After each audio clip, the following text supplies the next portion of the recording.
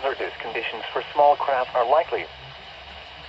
The following is a fire weather watch from the National Weather Service, which includes the following counties in Illinois, DuPage and Lake, and the following counties in Indiana, Lake and Porter. The National Weather Service in Chicago has issued a fire weather watch, which is in effect from Wednesday morning through Wednesday evening.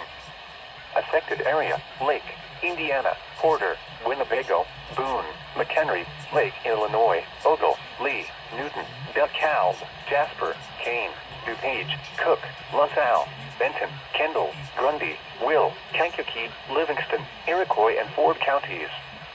Timing: Wednesday afternoon. Winds: southwest 15 to 20 miles per hour with gusts up to 35 miles per hour. Relative humidity as low as 20%.